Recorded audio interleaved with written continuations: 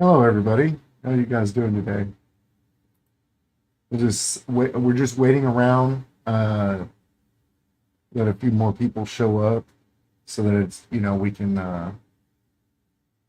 actually do something. We might talk about a few topics once uh, my co-host Straight gets here, um, and we'll have a good time writing a story. Maybe we'll talk a little Ahsoka or other things going on, rider strikes, that sort of thing.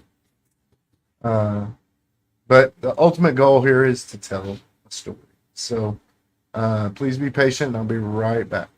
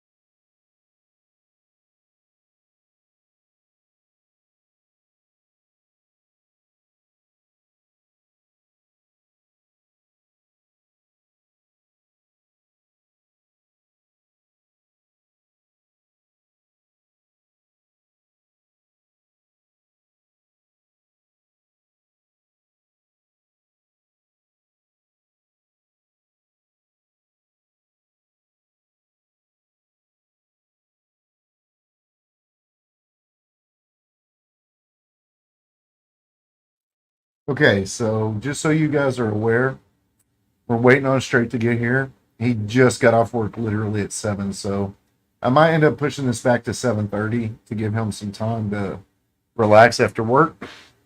I get off at 3 o'clock, so I get home about 4:30 or 5. So I've been off for a while.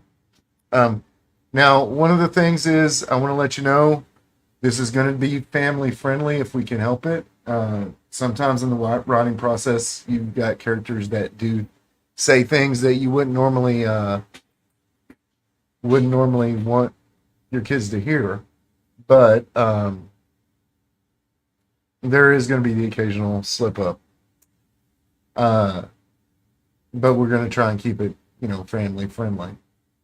The other thing is that periodically you'll see me go in and out of the camera, and that may be because uh, I share my office right now, but it'll be fun. I'm going to be doing most of the typing anyway, and hopefully we'll get straight in here very quickly.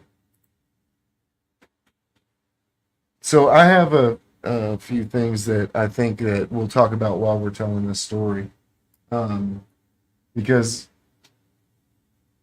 Straight's been doing this as long as I have, if not longer, and meaning that we've been storytellers our whole lives. And he's very similar to me in that way. Uh, so what we'll do is I'll share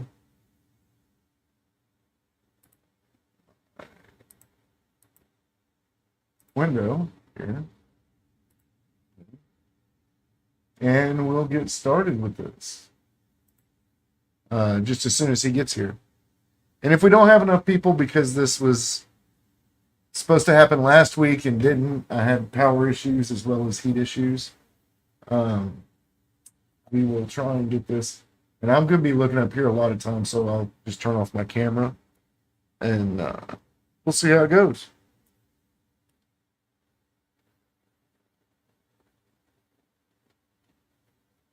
Okay, cut that up, cut that up.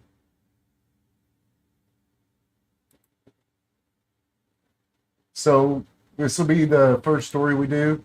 And what I'm planning to do is after we get something going, it won't be finished on the stream. I'll go ahead and take it down. I'll redo it. I'll edit it. I'll add detail, uh, prose, all that good stuff, and then I'll post it as a weekly story if I can. We'll also be taking clips from these streams because we talk about We basically do book and movie reviews when we talk. I mean, we can talk for hours upon hours. So we do all kinds of things like that.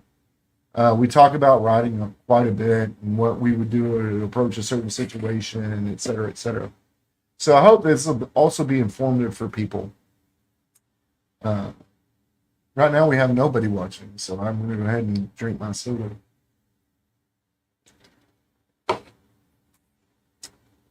I'm doing this without glasses because the reflection is just like easy. I need some background light, I think. Let me see what happens.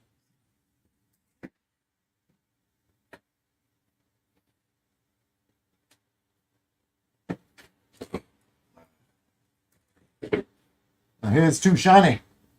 My big old forehead's too shiny.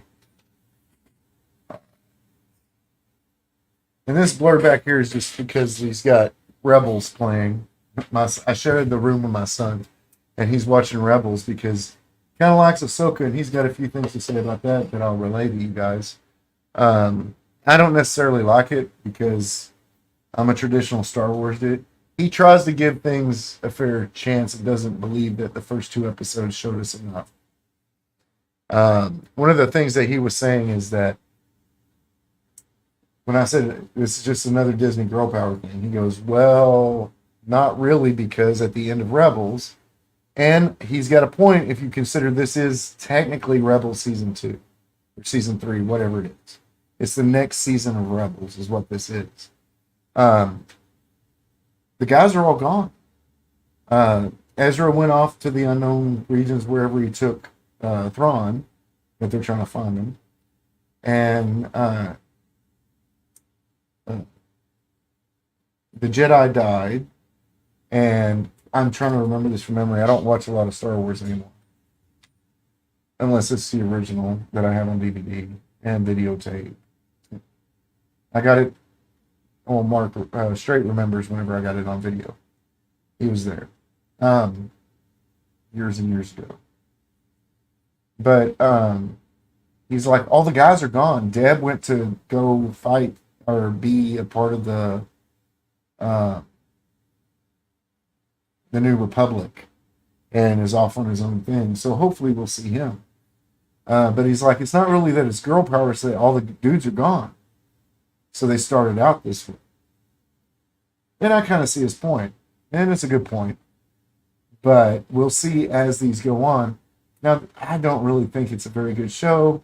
There's a lot of people staring at each other, and you got it as the viewer, without any information whatsoever, have to figure out their feelings.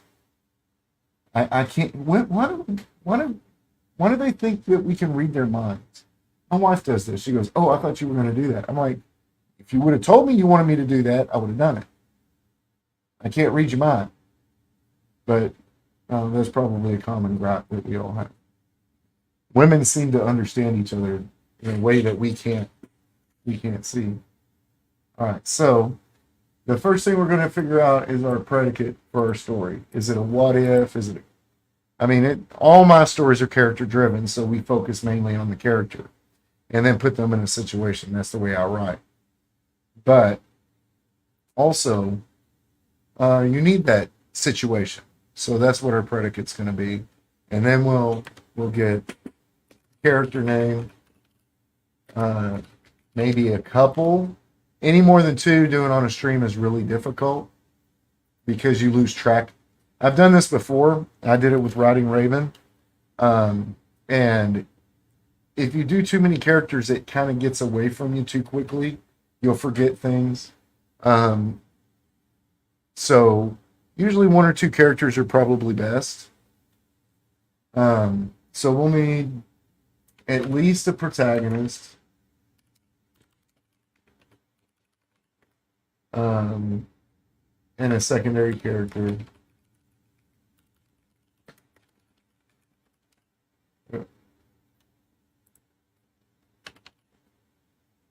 And that secondary character could be the antagonist.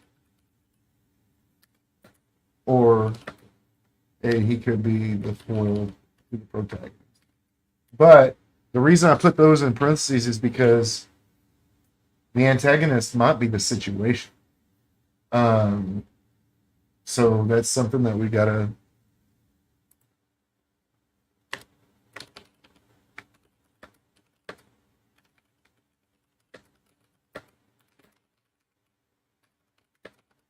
So this is what we're looking toward, right? We want we want the predicate for the story, which is the situation our character finds themselves in. Um, the character names. Uh, we're gonna have at least a protagonist and a secondary character. It could be even be, like the straight man for a buddy cop thing. It could be any kind of thing like that. So the biggest thing that we're gonna do is once Straight gets in here, and he'll message me whenever he does, whenever he's ready. Uh, once he gets in here, we will, even if there's not too many people watching, we'll go ahead and start writing a story together, me and him. That's why it works so much better with a co-host, because I know that the first few or 3 weeks, 4 weeks, 5 weeks, people aren't going to know about this, and they'll catch it on replay. But what I want everybody to understand is if you're here, you get to participate in the story. With a co-host, I can have somebody go through, or I can go through and watch the chat and see suggestions while communicating with Straight and getting this written. Some days we probably use his computer to present, so he can write, or we'll do it. We'll figure out how to do a shared document, something like that, as we grow this thing. I really would like this to be an every week thing for as long as Straight is in the States. And he's only gonna. I mean, right now he says about a year, or maybe more. But I mean, anything can happen if you get what he needs and get back to Belize. So, and it's very difficult to do this with him in Belize, where he is. He doesn't have a power other than, I guess, he's got a solar system in place, but they don't have power. They don't have water, running water, or they didn't when they had the house built. So they're in a jungle. They are literally in the jungle, and it's just an amazing thing that my best friend is the guy who lives in Belize on an orange grove that he bought. So that's pretty cool. Now I'm still here. I'm just doing some things.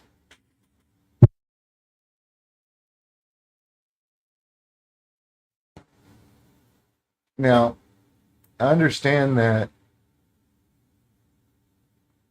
we've probably done these before, but we could also have a third character, but I'm going to leave that kind of blank because that would definitely be a secondary or tertiary character, maybe even a subject that's not present in the actual story, because you want to round the story out as you go.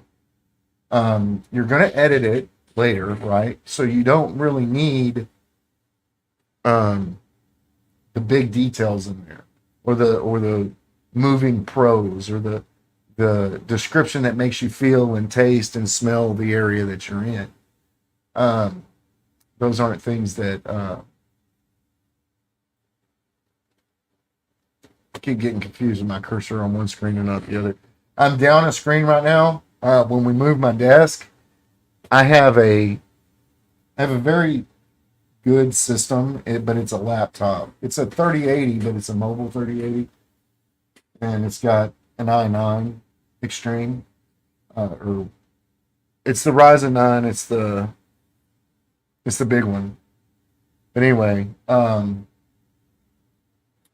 but so I got my laptop screen, and then I got my Samsung curved HD screens, and one of them is it's HDMI to USB-C, and I lost the adapter in the move, so I am buying another one. It's on the way from Amazon because I refuse to shop at Best Buy, uh, and Fry's went out of business.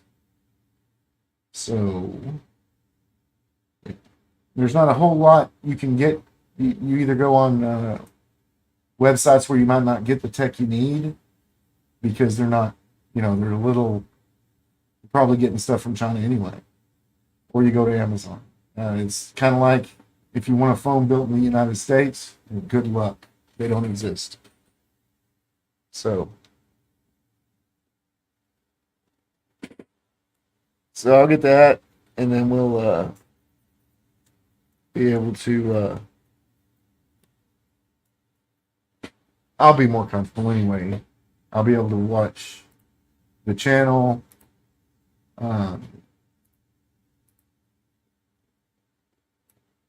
And try and get this stuff organized. I think next week we'll talk about it when he gets here. We may go ahead and try and get it to start at 7:30. I have to get up at 3:30 in the morning, between 3:30 and 4. I have to leave by 4:15 in the morning to get to work. So my absolute cutoff time is 10 p.m. Central. We might push it back an hour, let him have some time to decompress after he gets off his shift. I just don't think the weekend would be viable because there's too much going on with everybody. So what we're going to do is we'll talk about it once a few more people get here and want to chat. Or when Strate gets here and we can get started with our own stuff. I got a few ideas I wouldn't mind exploring a little further, a little deeper. I've always got ideas, so that's never going to be a problem. If the chat doesn't have an idea, then I will definitely have an idea. That's for sure.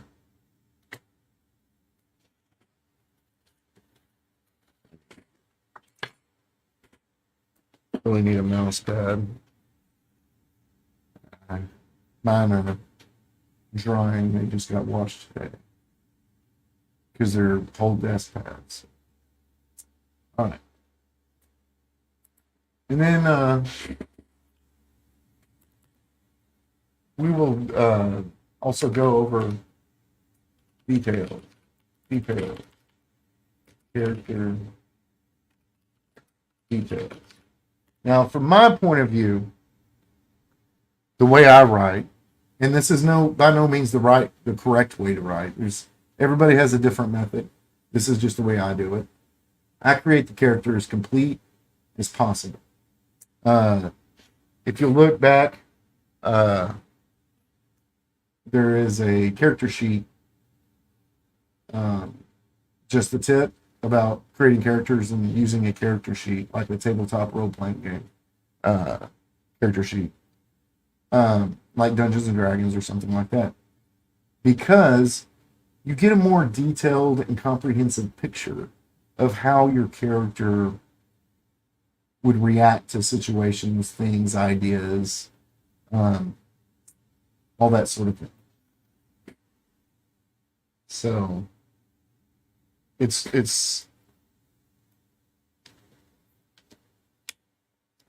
really an easy method to keep track of your character. You know what color eyes they have. You know their biographical details. You know their background. You know their ability to lift things, or their proclivity to stumble, or they maybe have a really awful charismatic character trait. Perhaps there's certain things psychological wrong with them. Although I would research heavily before I did something to that extent.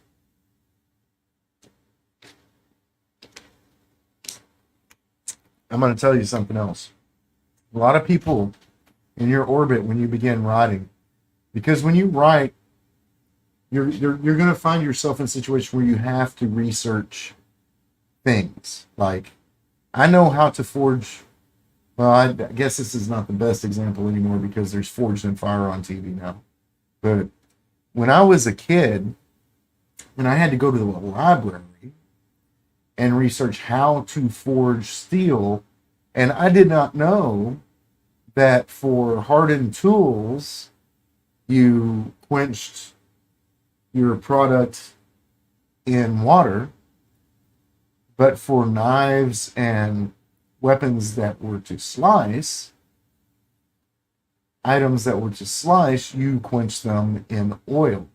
It has to do with the carbon or something of that nature. Let's see.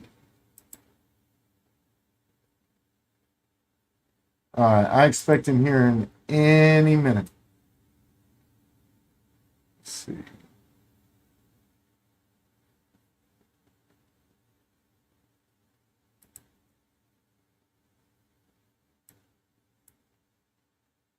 All right.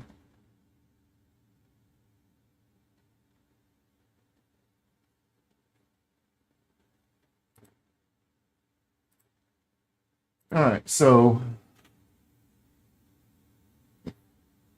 we will. I bet I better turn.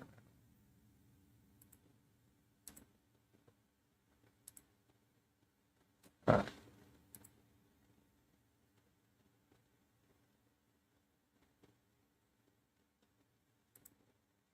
So we'll want some major traits, but what you actually want to consider is you want to be. All right, let's go back. Setting. I'm going to talk about setting for a minute. Setting you want as detailed as possible.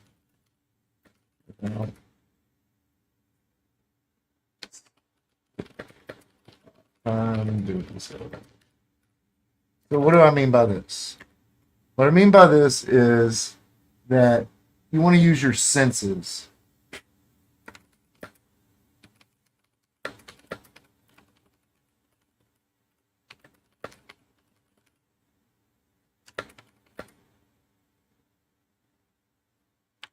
So you want to use all 5 settings,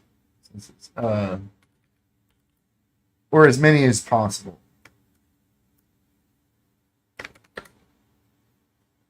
And the senses are taste, touch, or feel. See, hear, and now you could also add some sort of spirit element. So we'll go back.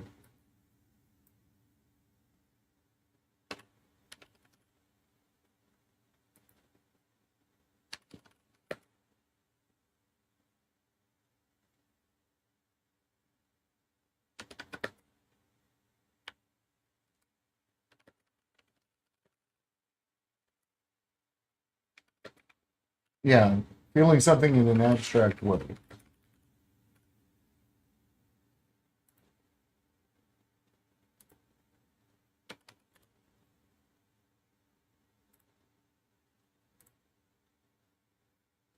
So, yeah, he just messaged me, said he's on his way. So we're gonna, but the point I'm trying to make with this is that when you go to character details, you don't want to describe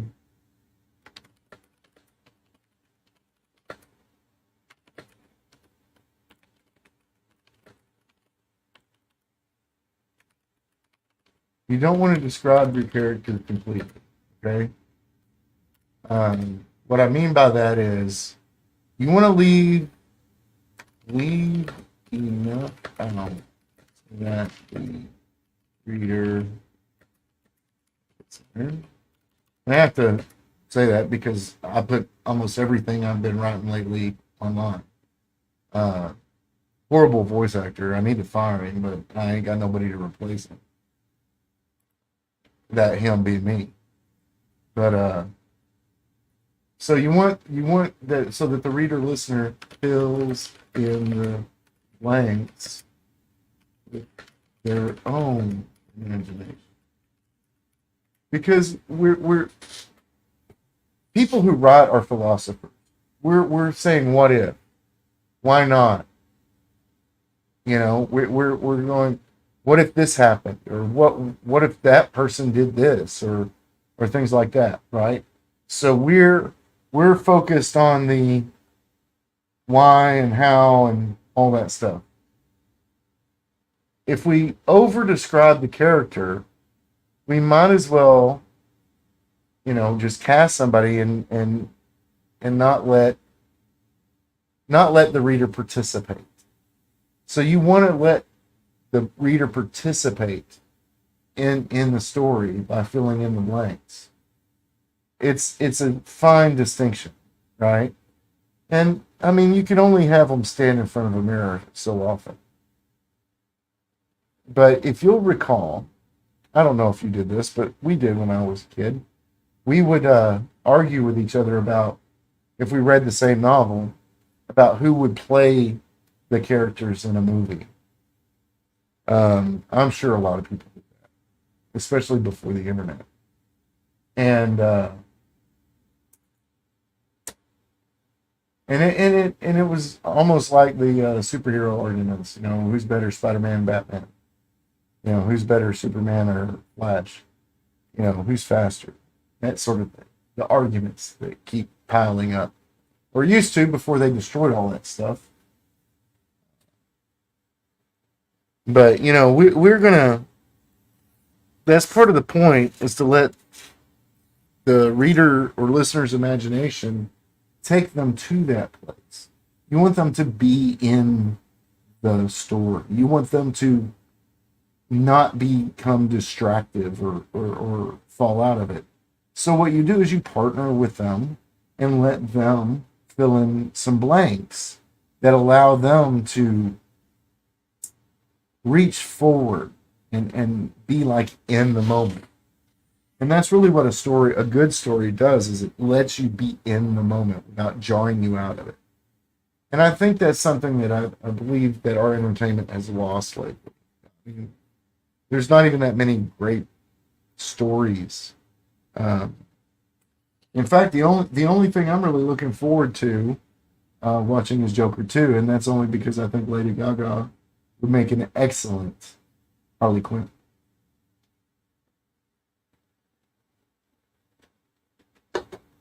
She got that little cray cray going in there. You know what I mean? But she looks like she could be a serious hard ass of a doctor as well. So I'm hoping that they do something really good with that.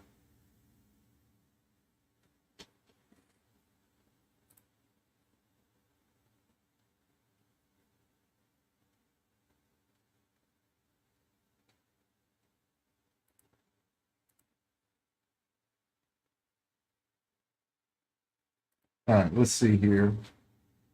Trying to see if he's here yet. He told me just a moment ago that he was almost here. So far, let's recap before he does pop in. Uh, we need a predicate for the story, a situation that the character finds himself. So we'll change that.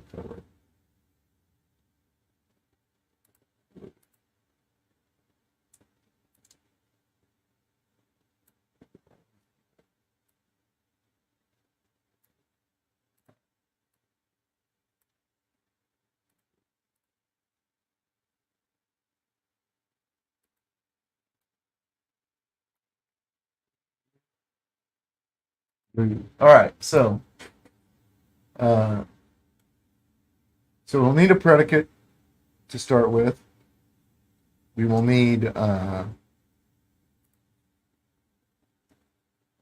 character names. We'll need the setting, and then we'll work on character details last. Because, like I said, that's almost the least important thing. Now, I plan on getting to a conversation with Strate about this, and basically what I'm going to be saying is, I'm going to be asking him basically his his opinion on all these racial and gender swaps of characters, because I have an opinion from a creator's perspective about my own work. So I mean, I would be very interested in what Straight has to say about that.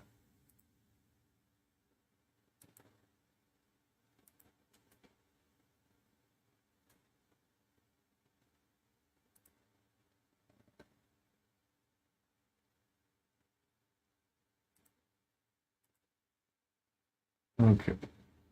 Yeah. Right. All right. So we'll get our character names. That's not a big deal. That's pretty easy. And if you ever have trouble with names, there's a billion name generators online that's free. I never have a problem with it. Now, if I'm looking for something that says something specifically, like I don't know, I want his last name to mean something, or his first name, or my character's first name to mean something in like honor, without saying honor, right? Um, or just the very act of doing those weird things to where they're almost mnemonic devices. Where if I name somebody Joe Honor, but I change his last name is uh, maybe Swahili for honor, then I can remember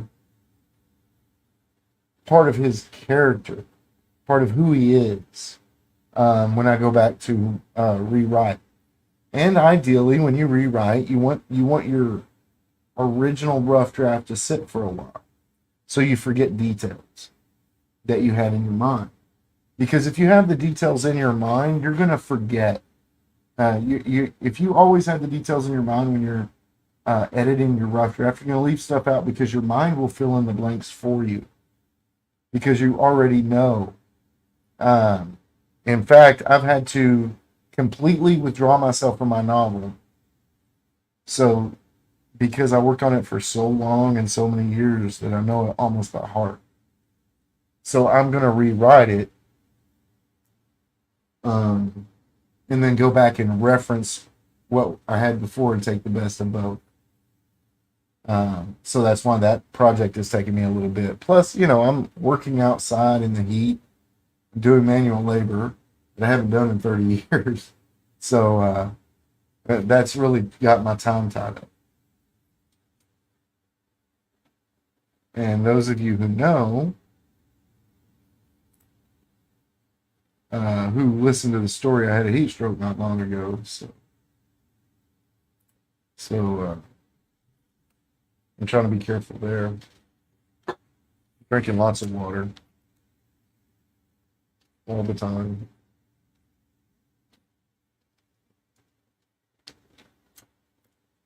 Okay. All right, let's see.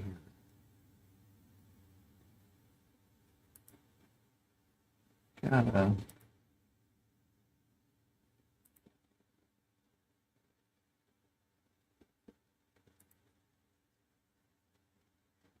gotta-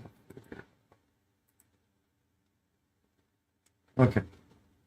So you want them to fill in the blanks in their imagination.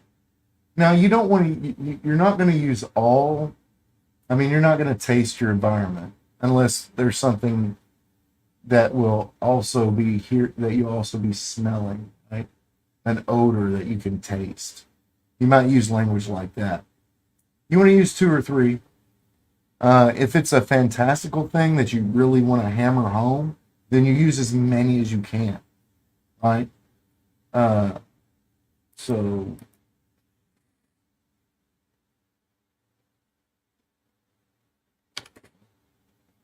so you want we want to do the predicate. So let's get here. First things first. Now sometimes you're going to wonder, placeholder. You're gonna want to wonder. You're gonna wonder. Do I do the what if or the character first? Now, a lot of times I'm gonna do the character first, and then I'll do the what if and throw the character into the what if. So we could do that as well. Uh,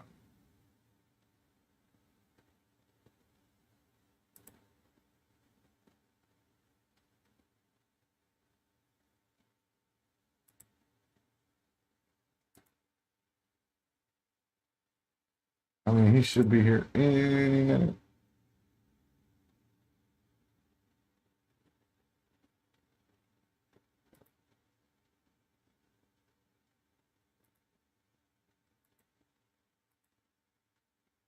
Okay. He's getting his stuff set up, so give us just a few minutes. I'll be right.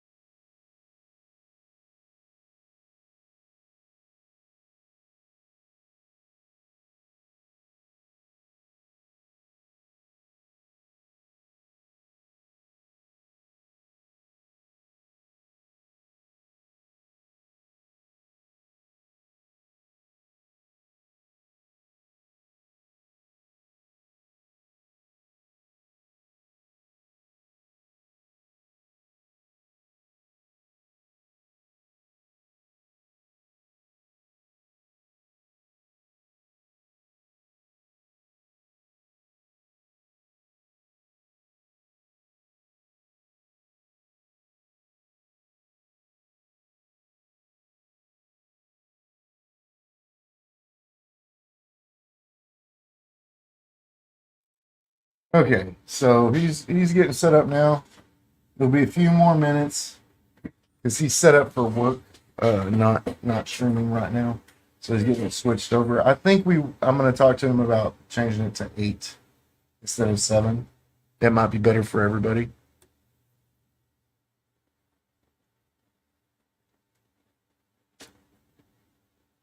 So let me give you some background. I met Strate in 2000, October 2000. No, yeah, October 2000. I was training QuickBooks, and he was a student. Then I was a mentor, lead, whatever you want to call it, and then I had to go write training. So he worked for me, but he pretty much has the same history I do. Here he is. Here I am. Here you are. Here I am. It's dark. You know that? Is it? Yeah. It's black. I'm black. Oh, it's because I have a cover now. So. Yeah. Well. Is that better? Yeah. There you go. All right. So what I was doing, it's perfect. So what I was doing is I was going over how this is going to work. Okay. We need a predicate for the story, a what if, a situation, whatever. Okay. And then we'll need a couple of characters. You don't want to do more than 2 or 3 in this setting because you'll lose track. No. Oh yeah. And then I was explaining the way I do setting. I'm as detailed as possible with setting, but character I'm not so detailed because I want to partner with the reader so that they create their own using their own imagination. Like one of the funnest things I used to do when I was a kid was I'd read the same books as my friends and then we'd argue about who would play them in a movie. Yeah, Neil Gaiman's really good at that because if you actually read his descriptions, Like he limits things to dark eyes and Yeah. or pale skin, but he never says that a person's white or black or Mexican, or like he never uses any of that stuff. Yeah. And that goes to one of the things I wanted to ask you about. Um, the so I have a reason I dislike gender swapping characters and swapping their racial or whatever. Yeah. The reason being is when I write a character, I take into account my own bias and what I believe the consensus bias is when I present a character a certain way. Yeah. I take that into account by the way I shape his background, his history, things like that. And so his reactions to this, because I'm a pantser. I write a character and then I put the character in a situation to see where it goes. Yeah. Like The Stand. That's how King wrote The Stand. Was he created these characters and put them in a situation and saw where they went. To an extent, he had a guideline, but yeah, until the middle of the book when he like had writer's block for 3 weeks. Yeah, and then he had to blow it all up because the characters did what he didn't want them to do, and they just started doing it all over again. My point is that I take all that into account when I create a character. So, to me, if you change their gender, they're going to react to the situations differently. Men in general, and that we have to write in a generality, so to speak. We use stereotype so that people understand what we're saying. And so I do something similar. Usually my primary characters from the initial idea usually have a sex of the first gender that I thought of them as. Yeah. And I usually only swap them or try out swapping them if I have a situation that's not working early in their development, and then I try it from a different character's perspective. Usually never the main character, because they usually appear to me as almost a fully fleshed out character. Yeah, it's like I was telling them, I use character sheets so that I know how strong they are. I know. But my tertiary characters, if it's not going the way I want, I was like, well, how would it be different if the person was a woman instead? And how would I write that differently? Would they come up with a better solution than what I've done?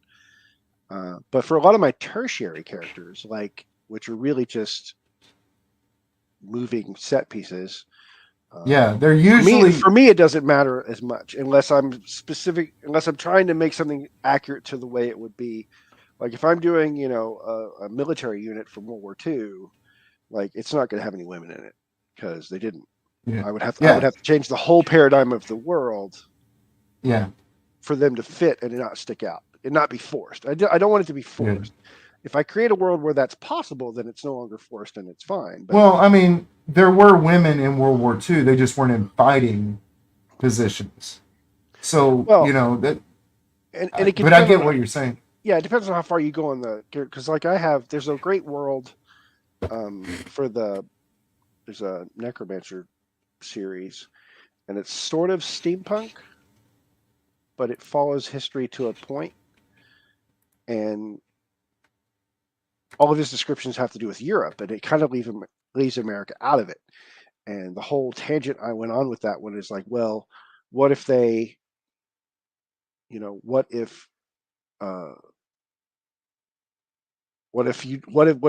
Thomas Jefferson got his way, and because he was a little more progressive than people wanted him to be, what if in the Declaration of Independence, he said person instead of man, that all people are created equal, not all men are created equal?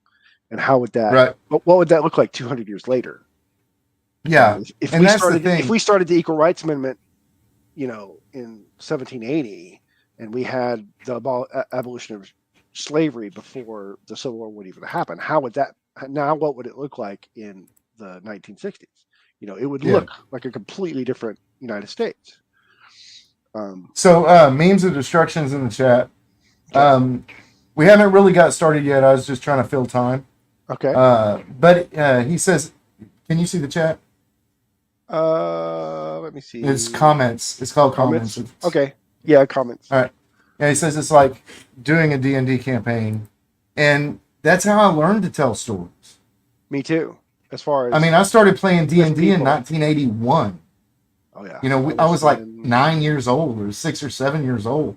I was in No, I was 6 or 7 years old. fifth grade, fourth grade. So the first Yeah, time I played it was the D&D box that like yeah. one of my uncles had.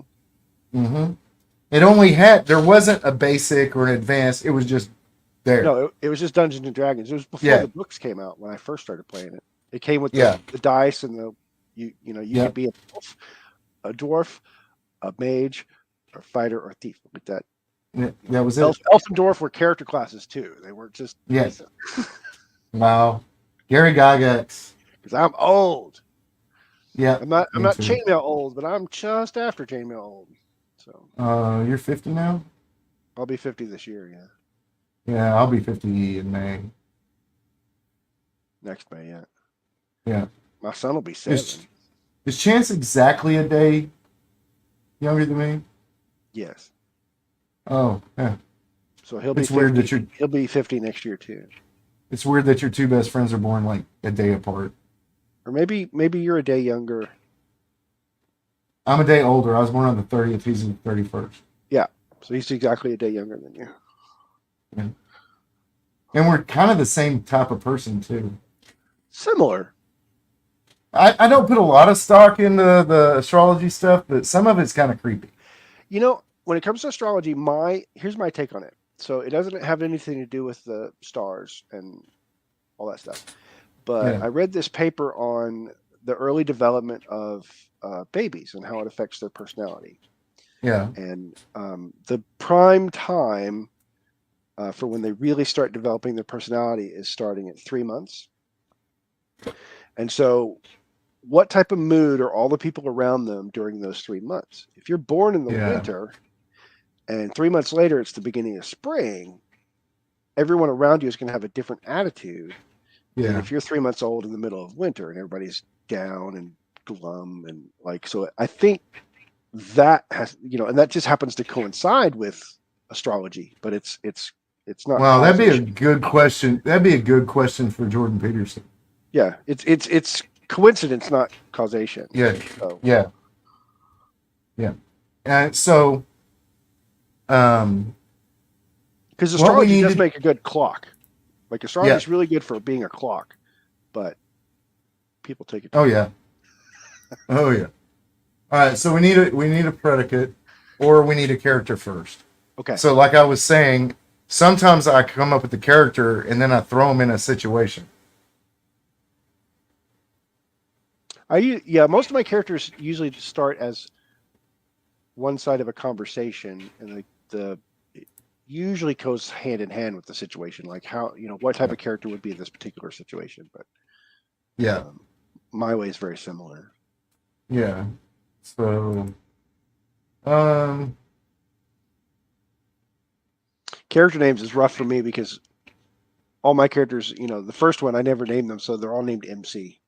Because I'll come up with a name so, later, but if I'm trying to write it down right now, like I'm not going to stop and try to figure oh out. yeah, well, um, They always before we met, they always used to be named Jack. oh wow. Like all my early stories were always named Jack. That was just my placeholder name. So let's do something a little different. Okay. Let's do a robbery situation, All right. and we'll have the Robbery or heist? just a robbery. Okay. Just a robbery. Well, I mean, I guess a robbery is a heist, or a heist is a robbery. Well, heist is like the good guys are doing the robbing, and robbery is the bad guys are doing the robbery. Yeah. Well, do we want to tell a story from a bad guy perspective? Well, you either tell it from the person who's doing the mugging or the person who got mugged. Yeah. I mean, you could try to, you can always do a person's doing a robbery, but it's for a good reason. Well, because you want that redemptive quality in your bag, Yeah. Yeah. Ocean's 11 is a heist. The Sting is a heist. Yeah. Yeah. But I would say the Italian Job is a robbery. Yeah. Like Because they're not doing it for no. good and noble reasons. Mm-mm.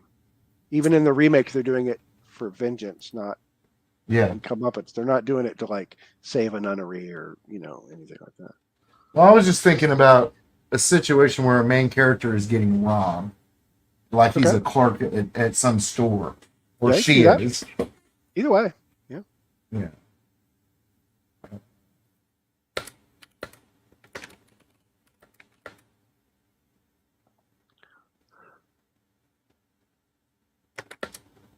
How about?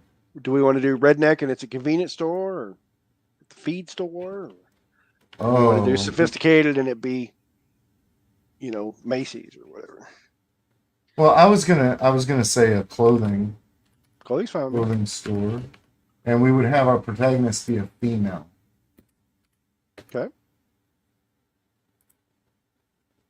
Mm.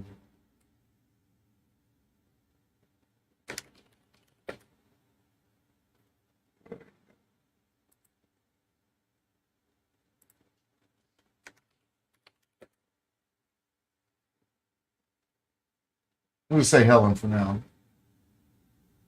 and then we'll have our antagonist be uh,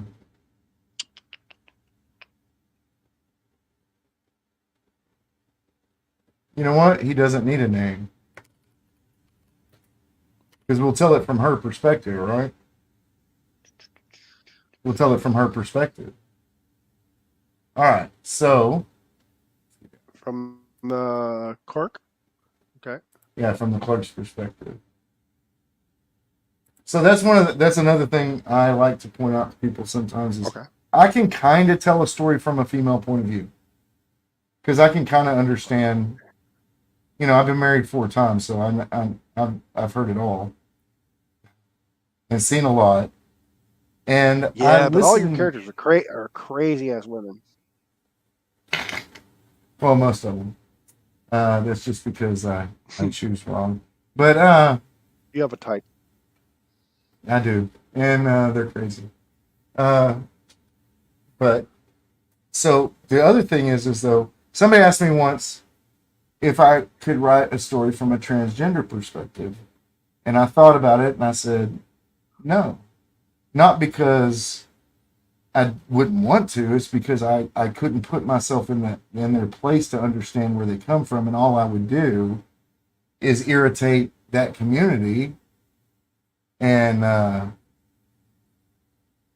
not get it right. It would not be good, I think the only one that I could do from my personal experience is because living up in Maine, I did meet a lot of women who transitioned into men. And so I had a lot of in-depth conversations with them about the change and how it affected them. So I could probably do that one halfway decently, but I don't think I could do. It would be a really hard challenge for me to do transgender male to female. I could do it, but I think until I did it enough, it would sound forced, like I was trying too hard. Yeah, and all it would do is irritate people. Yeah, like I'm not scared of doing it, and I don't have any. I'm not transphobic or anyway. I just don't think I would be able to write it very well. I would rather somebody who knew more about it to do that. I'd rather, because it's write what you know and write what you can imagine. And right. Knowing your limitations to when your writing goes from inspired to struggling is right. It's good editing. If the part doesn't work, the part doesn't work no matter how much you want to do it. So. Right. Well, and I think that's one of the fundamental problems we have right now with our entertainment is they're telling us everything that's not the story. Well, yeah, because they're a lot of the plot gets lost because their message is something else. Yeah. And that's true about any. It could be about transgender. It could be about politics. It could be about anything. Yep. I mean, if you want to tell a story about that, that's great. Just keep it the story. But if you're telling me a story about space wizards, I don't need to know what their sexual preference is. Yeah, I don't care. Unless it's important to the story, it doesn't matter to me. Right. And that's the thing that even you said, ask me how many of my characters are gay. And what'd you say? And I said, I don't no know. idea. You have to ask them. Yeah, You 'cause know, and my real answer is like, well, whatever percentage is normal. Like, you know, if it's 5% of the population is gay, then 5% of my characters are gay. Like, it's none of my business. I don't go around asking people. yeah. So I mean, and that's the thing. Fundamentally, a writer should view his characters as people, because when they're telling the Yeah, story, you want it to be realistic as possible. and it shows an in-depth writer. Like, um, I had a deep experience, you know, because we all read 1984 when we were kids, Yeah, and the way it's taught is, you know, it's a book about the setting. It's a book about the regime and Big Brother and all that stuff. But when I read it as an adult, that's not what the it's more story's about about a at all. character going crazy. Yeah, Well, not just character, but it's about regret and yeah, you know, the story elements. What the story he tells is it's all from a one person's point of view, and it's about regret. That's what the story's about. He just was really good with his setting that everybody thought that's what the story's about. I don't think he wrote that story at all. He just um, and it's the same thing. Like if you're trying too hard for, you know, a big message, you can lose the plot very yeah, easily. yeah. So the first thing I'm gonna do, the first thing that we do, is is the setting. You know, something to do with maybe the character and the setting. Um, we need to figure out how to do these with shared documents, right? Okay. Uh, but Yeah, I think I we could don't. do it. We could do it with what do you call it, OneDrive or whatever, or Google Sheets, whichever one. But we'll figure it out. All right. So this is usually how I start. I just try to get my head in the character. Um, and then yes, Mark is straight. Yeah. Straight as Mark. Um, and I think I said Mark a couple of times. I had to correct Yeah, myself. it's just because since I logged in with my YouTube account, it says Mark under the chat, but straight on my window. So, Yeah. All right. So I'm thinking, what are you thinking? This is a high-end clothing store or like a resale shop? What do you think? I think it should be like a Western wear shop, but that's just because I'm being Oh, lazy today. okay. You're like, that's a terrible idea, don't? No, that's a good idea. What's something I know? I know how people act in a Western wear shop.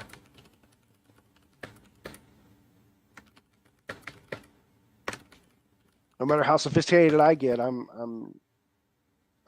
Southern redneck as redneck can be. Well, that's me. I went off to the Air Force in college to see the world and be So you an can end up in academic, Airhead, Oklahoma. and you know, wanted to be an academic, and I went to college and all this stuff, and then I realized I don't want to be a part of that community. They're crazy. They're awful. I don't want to be in the big city. They're insane. They're awful. I mean, I was in academia, you know, and the second most academia you could have. I mean, history is the worst, but the aristocracy Yeah. of the literature department is pretty awful. Well, that's where all the critical stuff came from. Yeah. Critical race theory, critical gender theory came from critical literary theory. Yeah, it all comes from That's literary criticism, and I yes. was super fortunate that my literary criticism professor was an amazing person, but he was definitely a member of the old Coots Club and was tenured and didn't give a crap, and that's my Well, people. my literary criticism professor was basically like, when you criticize literature, you're telling us what you think about it. It's not, it shouldn't be this way or that way or this way. Well, yeah. Um, I mean, any good literary criticism, you know, I mean, you cover the basics like the difference between reader response theory and then right. Derrida and, um, but yeah, I mean, the same man that I learned literary criticism from was the one who also took the Bible as literature from, Dr. Preston, and he was just an Oh, yeah. amazing individual. Yeah. Old coots usually are. He was an old coot, used to sit around and drink scotch. Um, it was just glorious. He was a glorious man. Okay.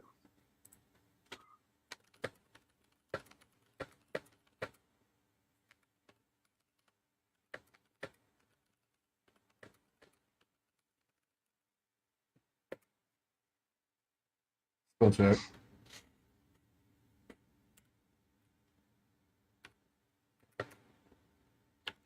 So is she comfortable working here, or is she high class in a low class establishment? Kinda. That's what appeared to me in my head. Okay. She hadn't even.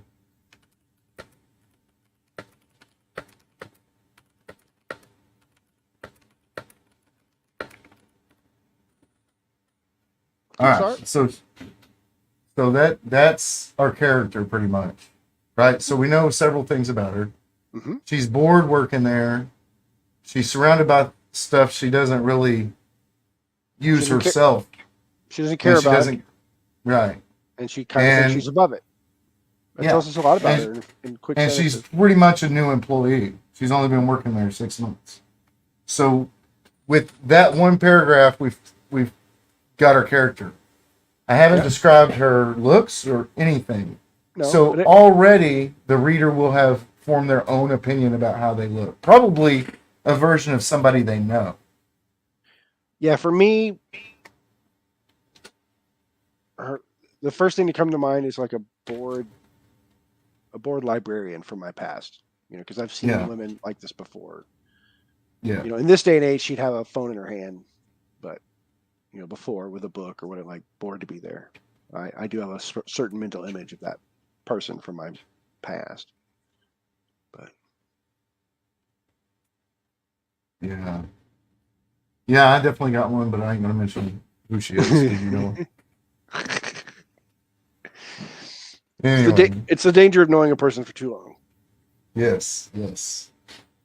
And like I was telling them, it's been 23 years, almost 24. It was the Almost. fall of It 20. was fall of '99, Then it is 24 years. or Almost. maybe the class, like I got hired in '99, but the class may have started like the first week of January or something like that. I don't remember. I know that I taught classes from October to February. Yeah, and I wasn't in the first class. It was really close to the end. Like I can't remember if it was before Christmas or after Christmas. Maybe it was right before Christmas, but we didn't start till after. I don't know. It was really close at the end. Well, it was weird for me because I'd only been working there about 2 months before they made me a trainer. Yeah. So, No, but I'm like it's there is something to be thankful to Andy for, and that's that we met. yeah. Because she's the reason I got that job. Oh, really? Well, yeah, remember the guy that was hiring, the blonde guy with really long hair, Jason. Oh, yeah. Whatever. They were friends, and he said, "We're hiring. I'll be the guy interviewing you. Just show up." And then we literally sat in those front offices that had the glass windows. He sat down and he said, just pretend like you're talking to me, and I'm going to pretend like I'm writing stuff down. And that was my job interview. Like, he didn't ask me any questions or anything. He's like, I've already decided that I'm going to hire you.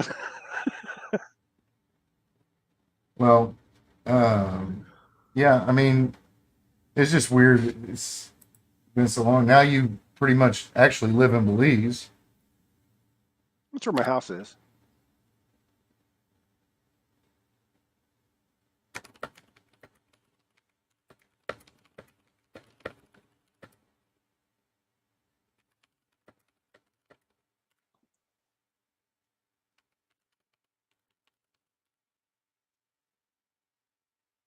All right, so we need a reason. What do you think about a reason to just have him come in or have him be sly and go in the back and start looking at stuff? So the What do you robber's think is more male. believable? Yes. Uh, And most robbers usually are men. yeah. So, and stereotypically. And like I said, writers tend to write in stereotypical terms. Is this an impulsive robbery or a planned one? Well, if it's impulsive, this is going to be a short story. Very short. Oh, not if it's just the first scene of it. Yeah. You know what? How about we do this? I mean, Finding Zoe is technically about a robbery, but it's like the shortest scene in the whole movie. Is this just the inciting incident, or? Yeah. What I'm thinking is he's looking at a pair of boots and they're really expensive. And he tries them on and decides if he's going to go ahead and steal the boots, he might as well rob the cashier. Yeah, one crime equals another. Yeah. Especially if it's modern and he thinks, well, it's less than $600, so I'm not going to jail. Well, the boots are probably going to be a lot more than that. Have you seen how much they are lately? No. I'm Poe. $850 for a decent pair of boots for Justin's or Nakona. I mean, I did buy a pair of Nakona in Belize, Nakona work boots, but they were like 200 something Belize. What's funny is Nakona, Texas is right down the road. Oh yeah, well I've been to the Justin Boot Factory when I was They little. shut it down. Well, yeah, now it's a brewery or something. But when I was a little kid, we had a field trip out to it.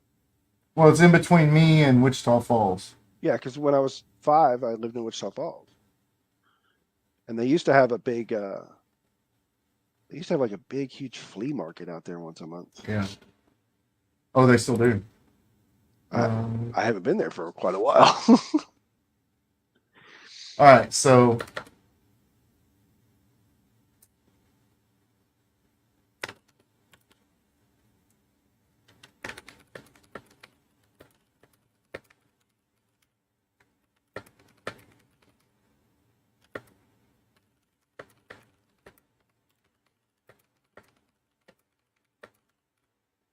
Does she even look at him? oh, that'd be a good thing to add. Because if she doesn't even look at him, then she won't notice the robbery until he's up in her face.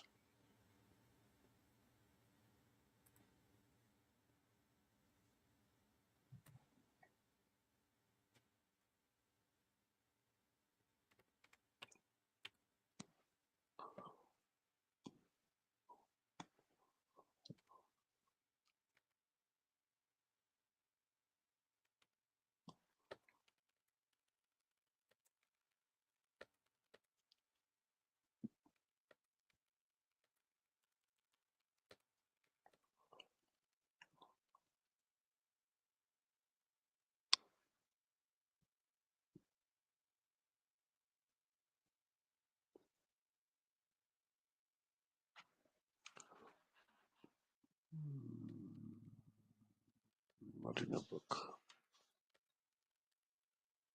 All right, so one of the things that I run into is how much to tell, right? So, do most people know that most Western wear stores are standalone stores? They're not usually in strip malls. There are some in strip malls, but most of them are usually standalone stores. Yeah, the only ones I can think of that are part of other bigger buildings are like the ones in Cowtown, because there's no other way to have it. I mean, we have a big Dennards here where I live, and then there's a little bitty Dennards in the strip mall in Sherman. But most Western wear stores are standalone stores. Like Cavender's, they're not in strip malls usually. No, it's usually all by itself. Yeah, and I don't know how many people that. Well, I know a lot of people around here, and probably in the South and Southwest, know that, but I'm not sure. I mean, most of the people that listen to my stories are from Germany, apparently. Yeah, that's an editing thing later. Yeah. I mean, that's always been your and I both weak points, is that you have to go back in and fill in the details of the surroundings later. Yeah. Well, and that's what I said. We'll get these stories started. I mean, I had to him.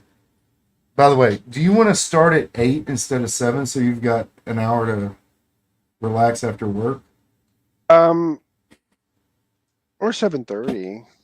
Or 7:30. I don't go long very often. It just has been that for some reason the last 3 weeks, it's the day that I end up getting on a long call is Tuesday.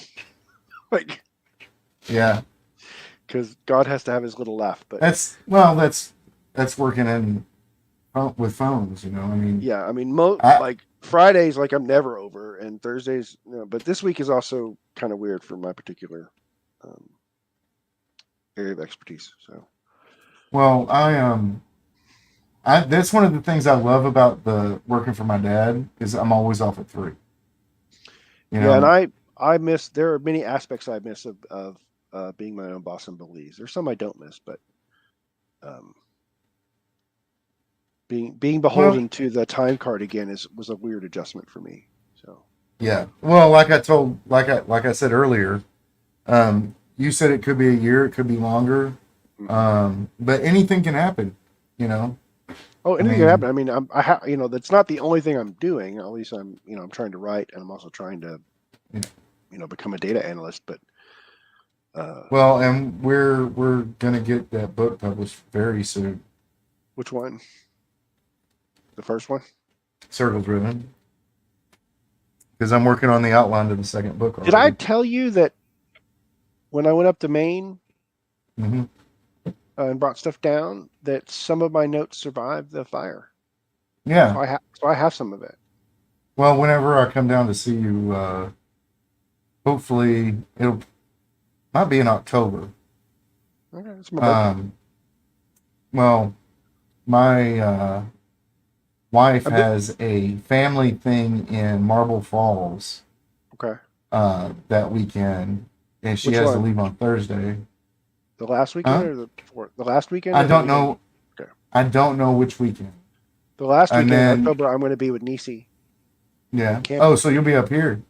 No, it's around Austin. Oh, she moved down there. No, it's for a camp. Oh, It's for well, we'll figure it out. I it's mean, even naked if I pagan. just It's naked pagans in the woods for Halloween. yeah, that should be fun. I'm hoping so. I mean, I'm just And going to sit then, around and cook and drink, and that's what I'm doing. That's my plan. well, I, that's like, oh, so yeah, what? And then, uh,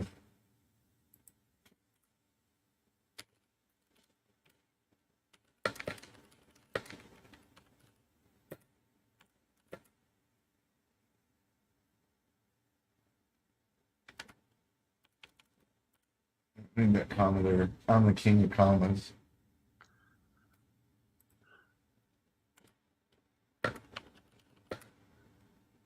All right, so I put this in here for a reason. If you write and put something like that in there, you have to follow it up. You can't just leave that hanging in the story without explaining, right? oh yeah, you're going to have to explain his accent at some point because what is that? That will give you your location of where they're at. Yes. Uh, it'll give you the location where it's at or what kind of person he is. Maybe he's running from something and needs different clothes, Yeah, something he wouldn't normally wear.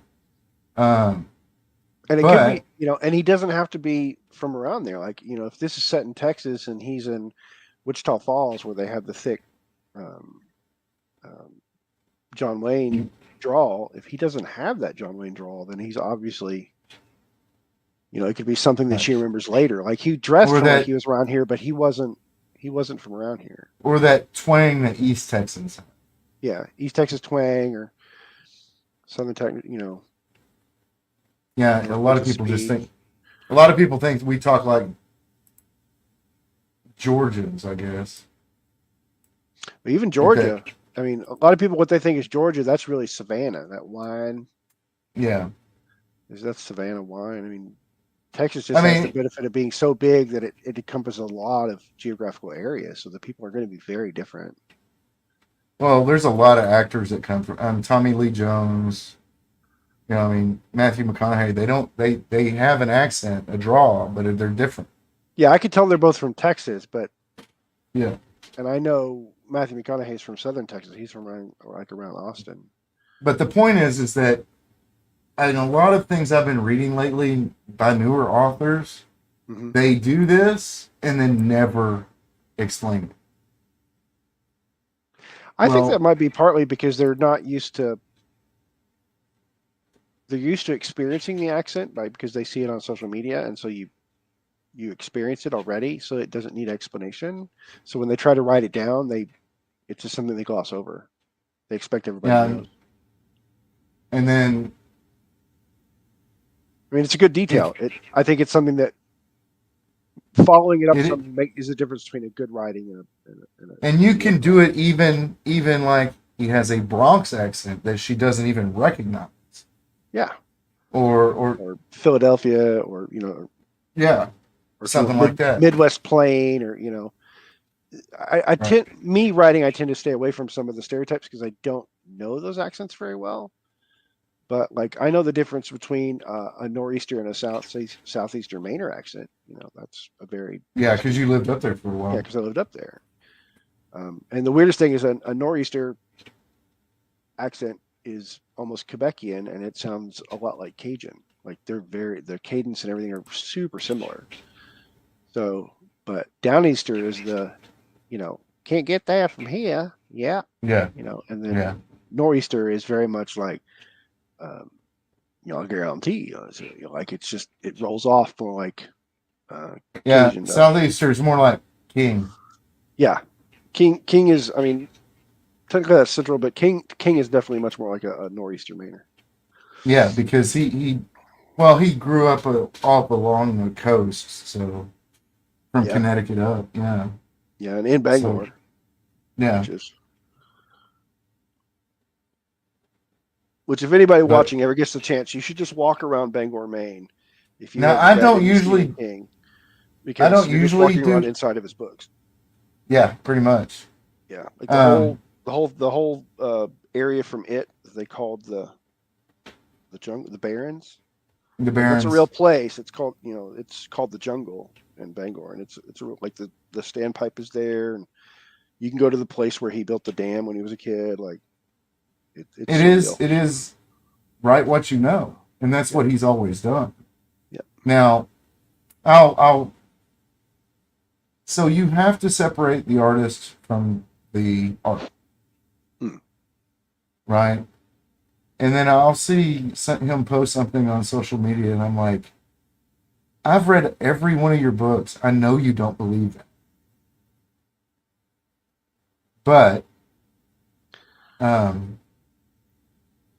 Remember he's gotten pretty unhinged lately. So yeah, but I remember in school when he was in college. Remember he was a journalist before he was yeah, a writer, so he still has the and he journalist was a chops. teacher, and he was a teacher. He was a teacher and he was a journalist, and he was a journalist during I mean the civil rights march that was in Orno was like Yeah, the one that happened right before Kent State.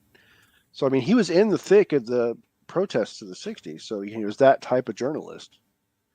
So yeah. he's going to be reactionary when he falls back on that. And he's old enough now that he does not give a shit what anybody thinks of him.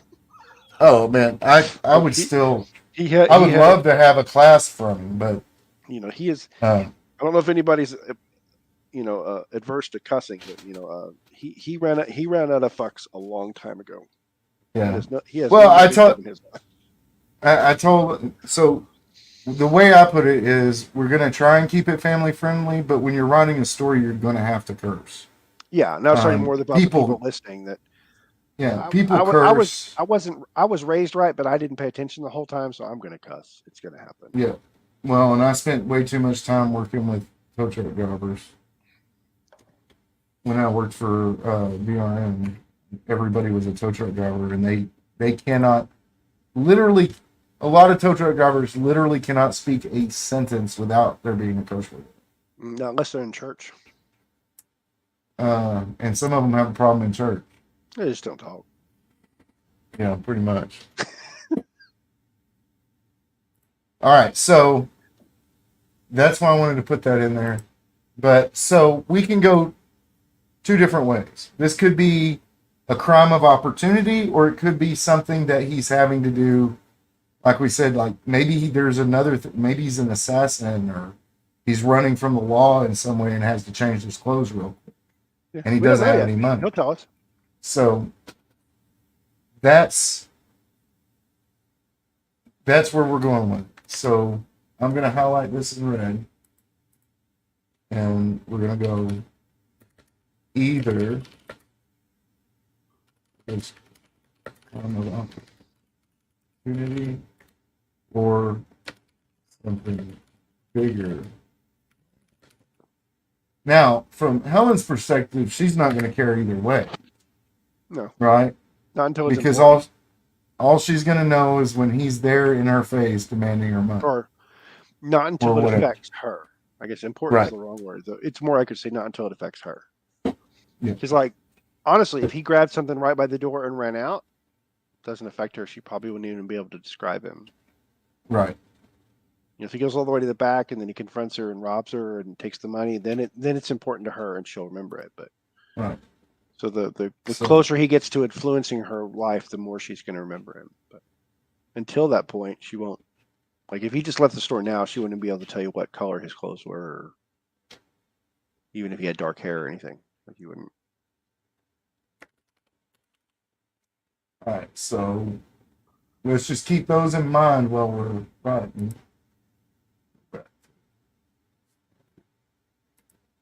right.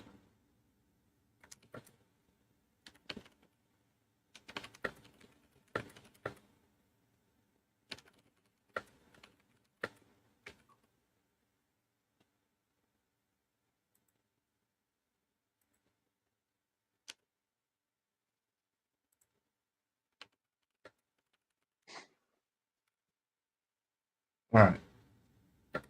So now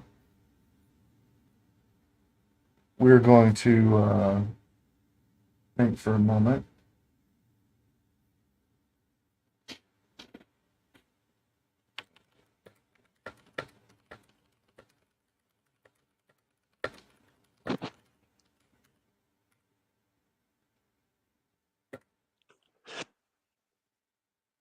Eight automatic.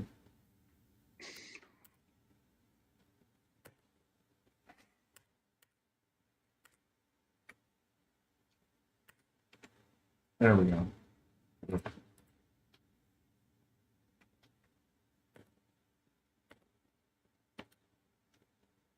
All right. Automatic editing. This thing drives me crazy sometimes.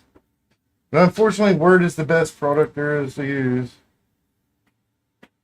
I think if I spent a lot of time trying to master LibreOffice, I could probably get my skills up to the same level. But I'm just so ingrained in Word that I think the transition would be ugly. I would have to do it on purpose. You want to hear a little known fact? What? Word Perfect wouldn't exist unless, but lawyers use it because they give them a super discounted rate. I have never seen a lawyer in the time I've worked in IT that used anything but Word Perfect. I loved WordPerfect. They I still really have did. it's still there. They update it all the time. I mean, Alt F3 was my like the biggest thing about WordPerfect is that because you could show codes to show all the Yeah. editing marks and everything, but it also showed the codes underneath the hood. Like in Word, even when you do that, there could be some invisible character that throws off the whole. Well, Uh, I the do whole know that in Word, if you have a document that's over 250 to 300 pages together, yeah, it it will starts freaking. corrupt. Oh, it Yeah, starts it freaking freaks out out. a lot. So you Uh, have to write long form in either rich text or raw text or um, in separate chapters. yeah, I've been tinkering with Markdown, but I haven't quite adjusted to it yet. Well, and Because if you, I had yeah, never used the editing feature in Word. I always print it out and edit it. yeah, well, I edit it always. I edit on paper too, because that's just what I'm Yeah, used to. But the Markdown I've never used it. Markdown language is what I like about Markdown is that if I wrote a book in Markdown, um, you don't have to convert it to put it on Amazon. Uh, It instantly translates into whatever format you want it to look like. oh, okay. because it's a subset of hypertext, so it just has a very shorthand for things. And so I've been Well, trying to learn it, but I'm not very good at it yet. it's going to cost about $20,000 to get the book published. $20,000. Printing is a bitch. Shipping is a bitch. I don't have $20,000, Jack. No, that's why we're going to do it on Kickstarter or Okay. Indiegogo. You're like, I don't know if you don't know this. I'm Poe. I can't afford the art, Ian. I know the feeling. I know the feeling. I think we all are, though. It's just the way the world is, and I don't think it's limited to the United States either. Honestly, with a few brief years here and there, I always have been. I mean, I grew up poor, and I was a poor teenager and a poor college, and like well, and when I wasn't wealthy. I wasn't wealthy in Belize. We lived out in the sticks, and it sounds really exotic, but it is exotic. It's just it is I don't exotic. know if I could have done it. It is exotic, and if you describe it like you're going to a spa, it sounds really cool. Like we only drink the freshest filtered rainwater, and we only use handmade artisan soaps, and we have scrubs made out of collected coral, beach washed coral. But it means we're poor. We live in the jungle. We collect rainwater, and we make our own soap, and we pick up rocks on the beach to scrub our feet with. Like it. It just all depends on how you describe it. You have a little bit of solar by now, right? I've got full solar. I got as long as Erica doesn't abuse it. She has more solar than we use. Like I designed it to. It's a much more robust. The system is so robust that she before the rainy season she had to turn half of it off because it wanted to overcharge the system. All right. I got a story idea for next week. Okay. Lost in the Jungle. You'll have to write that one, though. You'll have to do this book.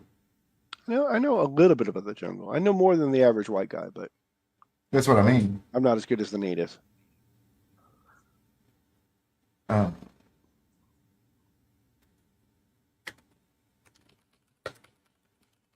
Mostly, I know enough that once it gets dark, I do not belong there, and most people don't belong there. Even amongst the natives there, you have to be a pretty adventurous, knowledgeable person to go out in the jungle at night. Yeah, because you're not the top of the food chain anymore there. And it's not just the big predators. There's a lot of things you wouldn't normally consider predators that are really dangerous at night. Oh, I'm sure. The wild pigs and even some of the monkeys are very dangerous at night. It's not. Well, not to mention all the bugs that you don't know about.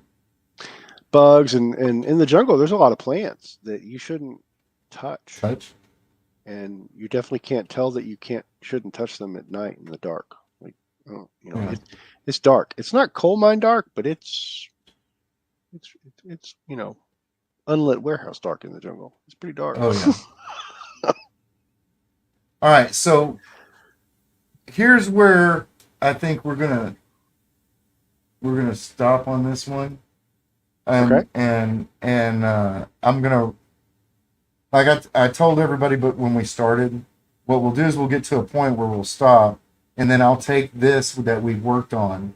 Now, we've had, like right now, I don't think anybody's in the stream, but we've had a few people come in and out.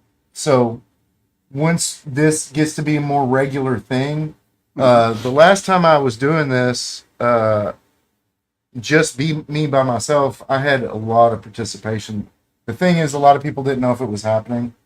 Yeah, and next time I'll talk less. So no, and that's part of what we're doing here. Like, so I wanted to run something past you. You said that Ahsoka is awful, right? It's not awful. It's not good.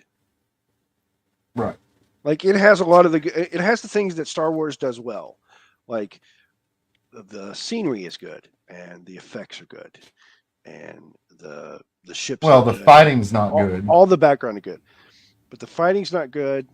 And that's new actors learning how to do stuff. That's fine.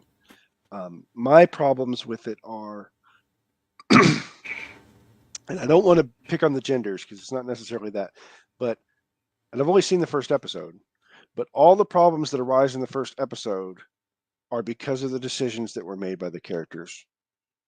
Right. They all made really stupid decisions, and now they have the consequences of those stupid decisions. It's like the first thing that jumped out at me was they're supposed to be standing at the ceremony where they're, well, talking about the heroes, and the Kurgan is up there as mayor or whatever. Yeah, I know. And nobody knew who he was. I've seen like 5 or 10 reviews on it, and they're just this guy. I'm like, that's the Kurgan. That's the Kurgan. He was also the sergeant in he's been a lot of things. what was it? Starship Troopers. Starship Troopers, and he was in Earth 2, and yeah, Earth 2 was a really good series. I loved it. But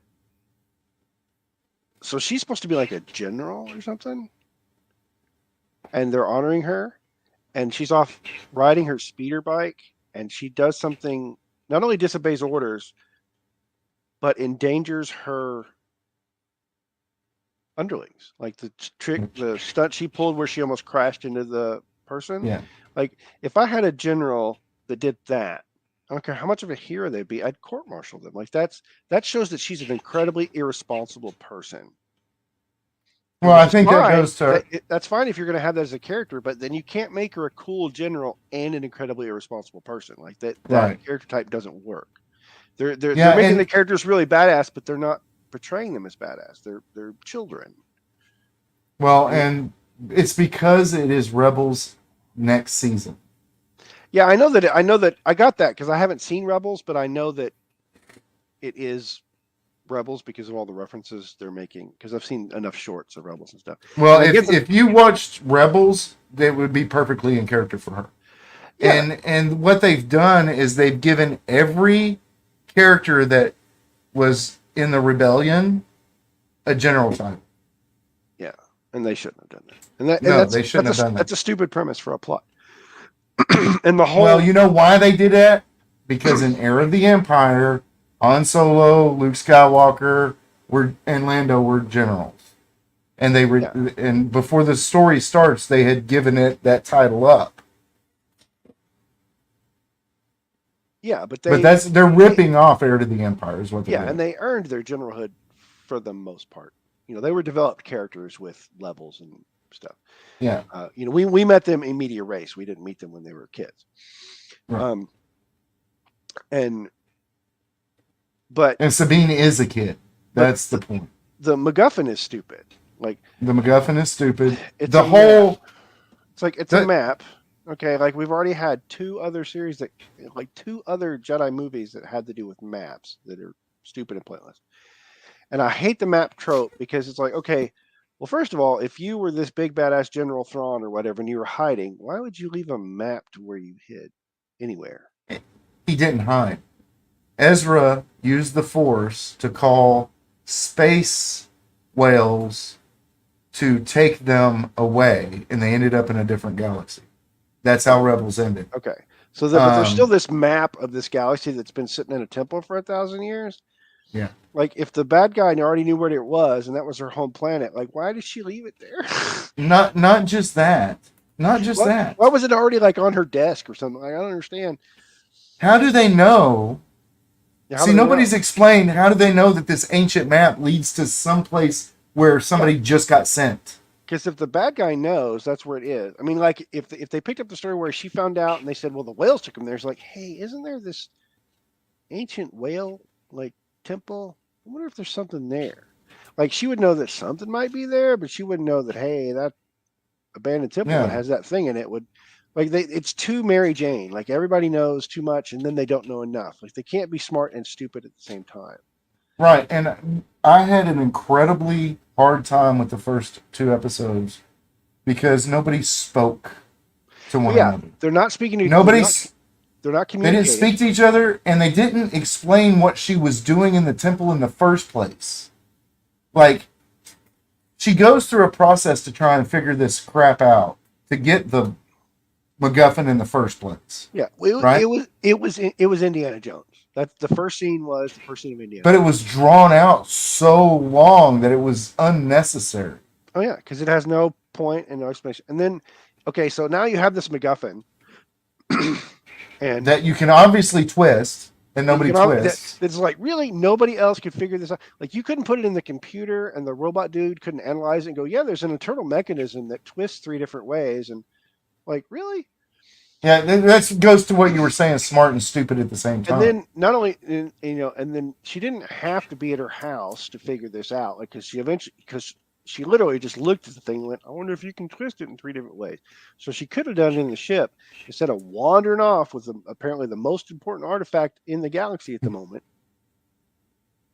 And then Ahsoka doesn't want to train me. Well, you just stole her stuff and got it taken. and Ahsoka just left the room with it on the table. Like really, Ahsoka, like, and then even if you didn't expect her to steal it, you wouldn't just go, oh well, she'll come back with it eventually. Like, no, your ass should have gone and gotten her.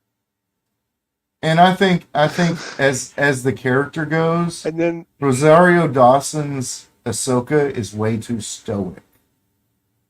yeah, and I get. I mean, I know the story arc of Ahsoka, so I get it, but I think they're picking up in the wrong place, and they started a story that doesn't make sense. And even the bad guys. That's all they do now. Like, even the bad guys are too.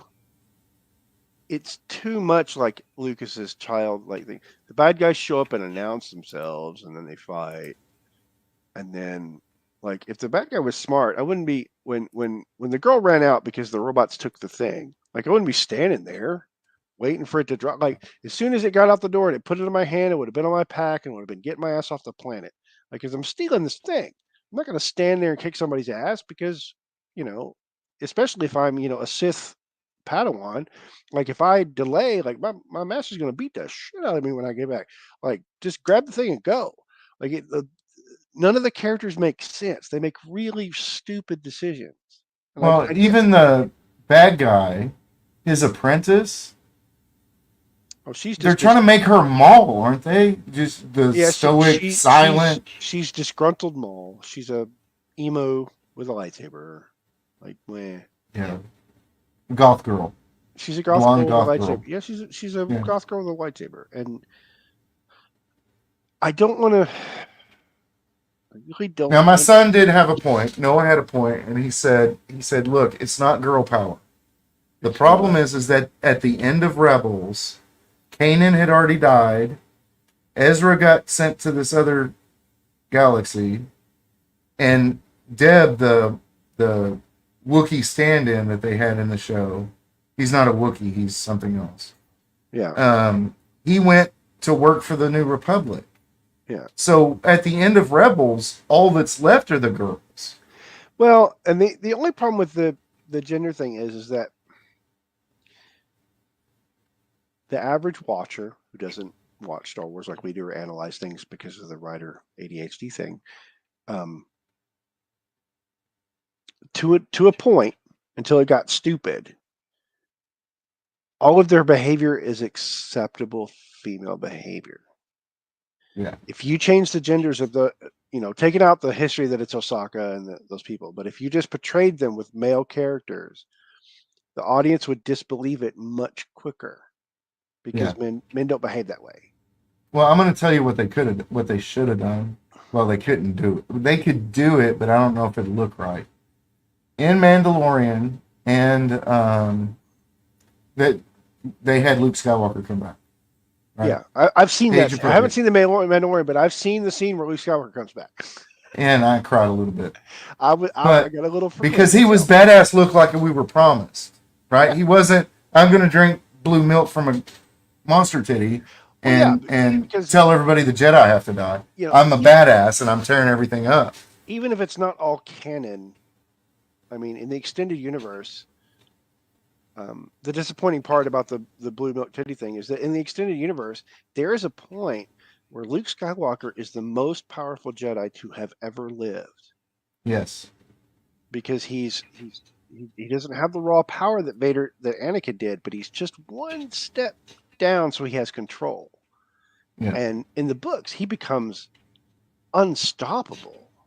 I mean, he kills the Emperor and all the Emperor's clones, and could have taken over the freaking universe. He could have been the new emperor. Yeah. Yeah, and it would have worked because he was much better and much more powerful, and he was learning new skill. He could observe a skill and learn it, and so he wasn't.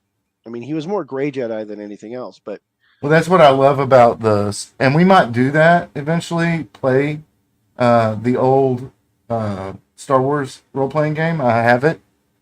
It was with bought the for me. D6, with the pips and everything. With Yes. The universe The original, conspires to yes. keep Han Solo alive. The original West End game. The West End game. Well, there was always a theory that Han was actually Force sensitive. Well, yeah, but he only has Force in one. Well, I remember when back in the day, people believed that the only people who could even turn on a lightsaber had to have the Force. That you had to have the Force to activate it. That was canon for a while. Before and now everybody can use it. I mean, it's not even clear that Sabine even has the ability. They keep harping on she doesn't have the ability. Well, I mean, the only thing I know that they've kind of sort of kept is you have to have in touch with the Force to build one. Because she has Ezra's. You can't. Yeah, I mean, you could. They've kind of defaulted. You could turn one on after it's built. Yeah, but they have her fighting. But you can't fight as a Jedi without using the Force, especially somebody else who has the Force. Yes, and that's some of that has to do with this. That I mean, I've seen that talk before. That there's the idea that the lightsaber has no weight. The blade of it has no weight, right? So if you're not Force sensitive, you can't adjust for that. You just be swinging around a thing. It doesn't have any feel. It doesn't have any weight to it because it's an extension of the Force. So a lightsaber user feels like it's a solid object to them because they have that sensitivity. Right. And it wouldn't work if you're just a person picking one up and turning it on. It'd be like fighting with a flashlight. You wouldn't know where the blade is. You wouldn't be able to feel it. You could probably that's a good analogy because we've all done that. We've all fought with a flashlight pretending it was a lightsaber. Yeah, and it's not the same as fighting with a stick. No. Like even with your eyes closed, you know where the end of that stick is. Yeah. You can feel the weight. You could feel the weight of it. And I would think if a person picked up a lightsaber, they could turn it on, but it would feel like a flashlight to them. And that's a really good way to lose a hand. And then, like you would hurt yourself really badly with one if you didn't. And then at the end of the episode, Sabine gets a lightsaber through her gut or chest, which should kill her. Yeah, it should have liquefied her organs. Yeah, Jedis have been killed with less. She should be very dead. And I don't know if I haven't seen the second episode. I assume that she lived because they wouldn't kill her right away. But she has a little bitty scar, and that's on her tummy, and that's it. Yeah, there's no. What disheartens me about the whole thing is it's stupid, and it's stupid because they don't care. Because they even though it's Disney now, which is even worse because Disney has even more money than ILM did. No, not anymore. But they still have a staggering amount of reserve. Oh, I'm to sure. do the film absolutely correct. And if they wanted, and in all honesty, if they really wanted to rape the culture, they wouldn't have to pay someone to sit on set and help them with consistency. Because somebody would pay for the privilege to stand there and go, actually, because in episode 37, they had a story group. That thing right there, and you can't do that, so you're going to have to rewrite this scene. Like people would pay for that privilege. Oh yeah. Like it's the thing about the Chance and I talked about Orville, is that one of the things I really appreciate about the writing of Orville is that it's obvious they had somebody on the team that understands the mythology. Orville doesn't have any loose ends. It doesn't have weird. In a way, it's better than Star Trek in that. It is. It's refined. It's Star Trek refined. And it wouldn't be good if it was first. It's good because all the people that... It's good because Seth loved Star Trek. Yes, because he loves Star Trek and he loves Star Wars, and he filled his room full of writers of people who also loved Star Wars and Star Trek and had the same problems. Like I hate the episode of the week where there's all these, like it, I mean, if you want to see how bad off the Star Trek universe is you just have to look at the Daystrom station or whatever thing. Oh, I know. Like it's filled with all of the Federation's mistakes. Like Yeah. it's this huge. It's like, well, we have all these things that are really inconsistent, and we're gonna all put them in a building by themselves. It's fine. I don't have to explain that anymore. Like, Well, okay. So there, I want you to watch something if you haven't seen it already. Have you seen the teaser trailer for Rebel Moon? uh-uh. Okay, so Zack Snyder apparently, what I've heard, I'm not 100% on this, so don't quote me. But he shot this story idea as a Star Wars story, and they declined it. It's Zack Snyder. And then he shopped it at Warner Brothers, and they said no. But it looks like a brand new epic world fantasy, but space wizards. There are even light swords, a blue set and a red set, or flame swords or something. But you should watch that teaser trailer. When a colony in the edge of the galaxy finds itself threatened by the armies of the tyrannical regent Belisarius, they dispatch a young woman with a mysterious past to seek out warriors from neighboring planets to help them take a stand. So it's Battle Beyond the Stars. Pretty much. But Or it's or dark and gritty, and it's got yeah, everything from spider-like aliens to hippogriffs. yeah. So it's Battle Beyond the Everything. Stars, or Yep. the Magnificent Seven, or the Seven Samurai. It's the same movie. Except done in that washed out, dark, hyper focused, gritty Snyder thing he does. I think, honestly, in my opinion, Snyderverse didn't work because he tried to make Superman as dark as Batman. And you can't do it. No, because that's the point of them.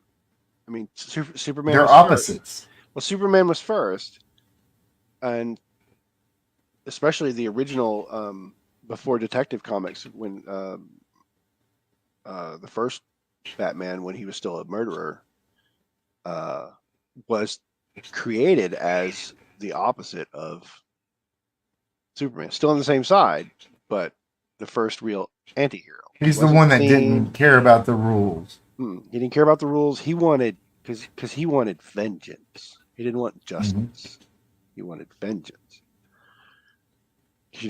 Superman becomes a superhero because he was raised right, and he has this sense of responsibility. And I have great power, and I have the power to protect the weak, and I will do so. I mean, all the Superboy. And I was sent here to do that. '60s, and I was sent here to do that, and it's my job. And if the Waynes weren't murdered in an alley, there would be no Batman. Right. And that's the thing is, Superman is Superman. Kal-El is the character. Clark is the super suit. Clark is the suit. He's the Clark is the alter ego, and Kal-El is the actual person. Whereas Batman is the alter ego, and Bruce Wayne is the actual person. I would say that to an extent until you get to the Dark Knight era. Yeah. And then they play with his psychology enough to where as he gets older, he becomes Batman, and there is no Bruce Wayne. Like, Batman is the real person. Yeah, but I like it better whenever it was split. Whenever he wasn't. Yeah, always there's a lot of aspects of the Dark Knight that I like, and honestly, from that era, it's the Joker that I like. Yeah. Because the Joker is dark. Because if you have a good guy who's really just a bad guy, how bad is the actual bad guy going to be? That's Yeah. pretty, I mean, Well, The Heath Ledger version did a really good job of explaining, like, it's a war, it's a Cold he's just War. Like, chaos. He's just well, chaos. he's just a response to Batman. Like, he's just, you know, he Batman needed a nemesis. You needed a bad guy of equal power, and that's what you get. Like, you get. I mean, And the see, other bad guys are kind of bad, but they're not the Batman version of, the Joker is the Batman of the underworld. He's the number one. yeah, what Nolan did was brilliant. He took, well, what they did is they took it and then they said, "How did he get this way?" Well, I'm going to give you three different stories about how he got this way, and you figure it out for yourself because he's lying. Well, He and there's could, you could make that up. That's like partnering with the reader or the viewer, yeah, and it's letting them make up their even head with the canon. comic book, because there's multiple versions of the Joker's origin story because of Yeah, the Silver Age and Golden Age, but they even started to play with it in the 70s because that's where, like, they start playing that the Joker's insane, and he may not actually remember his origin story. Like, there's one of the during the Mark Hamill era, the Joker has a line. He's like, "Well, maybe I fell into a pit of acid, or maybe I was a card thief. I don't know. It doesn't really matter. I kind of like my history multiple choice." Like, yeah. and that's kind of the point of the character. Like, he doesn't remember, and he may not actually know. That being said, I love the movie Joker I still with haven't seen it yet. Joaquin Phoenix. I do want to see Well, it. they're doing the second one, so that's Yeah, going to because be they're good. doing Harley. Harley, and I think that's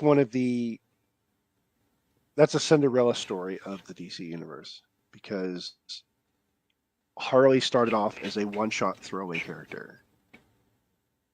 She was literally just one character in one episode of the animated series. That's where it started. She wasn't even in the comic books yet.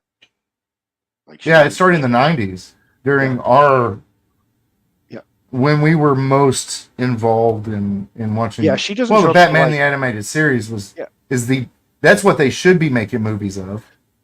yeah, and that's where she came from. She came from one episode of the animated series, and now she is just as much of the canon as Joker is. Like, it's just, Yeah, and now you hardly can't think about the Joker without thinking about Harley Quinn. no. I do have a story idea for the Joker, Hmm. and it that has his actual kind of sort of origin story, but it's based on one of the comic. One of the comic runs is that it hints that the Joker may actually be immortal, because there's one where there's three of them and he kills two of the other Jokers, and it gets a little No. weird with the. But one of the Jokers is kind of sort of, they rumor that he's actually immortal, like he can't be killed, No. um, and it's based around that, of like how he would become immortal, and if he's old, why would he? What was he before he was the Joker? Like, if a person was old and insane, and he comes across Batman, why would he become the Joker to the why would he want to become the Joker to the Batman? And my idea is that he's like, he understands that Batman doesn't have any friends. He wants to be friends with Batman, but the only way he can be in Batman's life forever is if he's the nemesis, because Batman doesn't give a shit about anybody else. He throws everybody else away. So the only way to be important to Batman is to be his best friend, is to be Yeah, the Joker. that's pretty good. I know it's dark, but Well, so hopefully next week, now that we've done one and it'll be out there, people will watch the replay. I'm going to cut up clips on some of the things we've talked about and put out there. And then I'll try to comb my hair more next time. you're fine. You're fine. There's a lot of people that don't even turn their cameras on, so they just got their avatar. But I figure you would at least want. I don't know where I fit in the hierarchy of this, and I definitely don't want to come. you're the co-host. You can Okay. take over if you want. If I'm the co-host, then I'm okay. I didn't know, because that's why I put my face on there too. So yeah. I didn't want to be anonymous if I'm going to be the number two You're the co-host, and like I said, I've told you before. If you want to write stories and put them on the channel, you can do that. I've had a weird week. Like I had a really bad bout of insomnia 2 nights ago, and I went to bed at like 3, and I woke up at 4:30 with like a half completed story in my Yeah, head, and so I had to go on the back porch and write it down. yeah. And it's not. Lately, I've been having stories because I have dreams that involve like places where I've been or my dreamscapes and all people I know. But I've had a couple of dreams that are like nothing. I don't know anybody in it, and it's like watching a movie unfold, and I'm That's participating because in the movie. it's because you started writing again. But and some of them, I do wake up and I'm like, this would be a really good story. I must write it down before I forget it. I will Yeah, forget it. Um, so we'll see. The one I just thought of that kept me up last night or the night before last is I think it would make a really good story. It'd make a better screenplay, but it'd make a really good story. yeah. So you're a lot more accomplished writing. I don't even know the format for screenplays. I just write That's stories. So I only say screenplay because I saw it visually in my dream.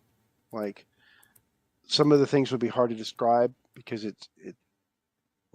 it's modern in that dream that it was modern times because people had cell phones, but yeah. all of the furniture and the buildings and the cars and the clothes were from the 70s.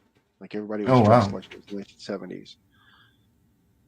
But and when I thought about the dream, I thought of a reason why that would be and stuff. But it was a mixture. Visually, it's a mixture of why they would be in a place that looks like it's the 70s, but it is the modern times, and why the town they were in would be kind of stuck in the 70s genre, even though they all had cell phones and stuff like that. But Oh yeah. the way they interacted, and it has to do with that there's something in the town that's affecting everyone's mind, and they're not really aware of it, but they all behave in a certain way because the thing that's affecting their mind is stuck in a certain kind of time period. So they're not knowingly do it. It's like walking into a 1970s set. Oh yeah. That's In the town, people still don't really use their cell phones. They still use the phones on the wall. They still listen to the radio. Like I it's saw a meme. I saw a meme yesterday. It was somebody strangling somebody with a phone cord and goes, "Can't do this anymore." nope. I talked about a long time ago is they, for a while there in the 90s, they had to have the scene where they had to show you that their cell phone didn't have cell coverage Oh yeah. or it wouldn't be a horror movie. Right. Because, you know, when the first Friday the 13th came out, like they were in the woods and there weren't no phones. They were just in the wood. Like there was nobody to call. Like there was no way to like Yeah. you had to drive down to Now you got to the explain the town. cell phone being gone. Now you have to explain why they just didn't call the police. Like, Yeah. like society has created that you have to explain this in order to suspend disbelief. Well, not just that. I mean, I remember in the uh, like 2002, 2003 when we had cell phones, but you couldn't get coverage in the middle of Lake Texoma. No, you could still, but you just had to show that. You had to show that you were in a place that didn't have cell coverage, and you had to But explain. now I could be at the bottom of the stupid lake and still get cell coverage. There's a very few. I mean, there's a few places, but they're remote now. Yeah. Like there are places that have always been remote, like the Oxbow. Like there's Yeah. parts of the Oxbow that I mean, we know it exists, but no one's ever walked there. There's streams where no human being's ever been there. Well, it's like the tail end of the Ozarks or in the deep Ozarks. There's places human beings probably never walked, Yeah, because or at least modern man has it. it's hard to get there. Like Maine has that because there's a 60-mile stretch where the North American power grid ends. And then it's 60 miles, and then the Canadian power grid starts. And it's wilderness. It's not the middle of nowhere. It's the wilderness. There's no cell towers. There's no electricity. There's no, like, there's probably been more people on the moon, and have walked parts of that wilderness. Yeah. Because it's one, it's not easy to get to, and two, there's bears. Yeah. And because they've and the bears have gotten more dense because they're running away from the civilization. So that's where the bears are. So you either have to be lucky or a badass motherfucker to spend any time out there. Like there's just not that many people that have that skill set anymore. Yeah, no. Or even have the want to go out in the wilderness. Yeah, you'd have to have the drive and the skill set to be able to survive it. Like, and that's a very small percentage of people. And there's other. Yeah. But, I mean, you could do it, but you would have to do it on purpose. Yeah. All right, so we're gonna wrap up. Okay. Because my wife just went to work and I got to go check on my grandbaby. All right. And I get Tuesday nights off, but my stepdaughter works from 2 to 11 during the week, except for one night a week. And so I that kid loves me. I don't know what I did, but that kid, he doesn't even want his mama when I get home. It'd rather be me. Noah was the same way. He was?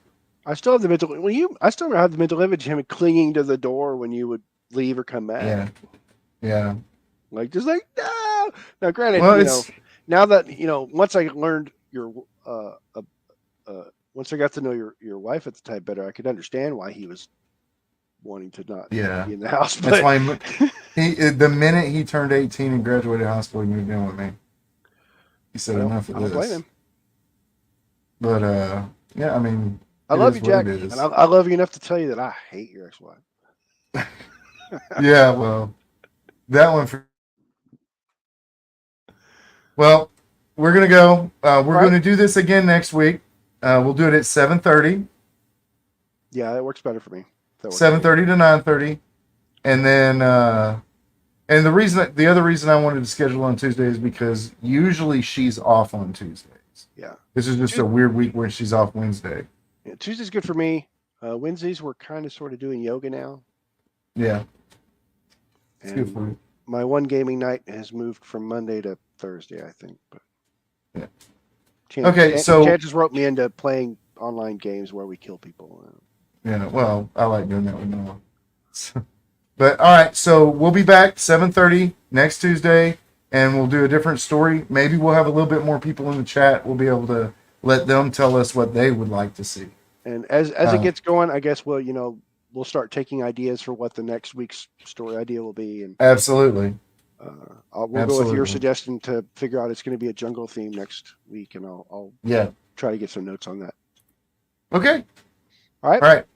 Everybody who is watching on replay, we appreciate you watching. I need the hours, and we will. But as I always say, your life is your story. Make it a great one. Good night. Good night.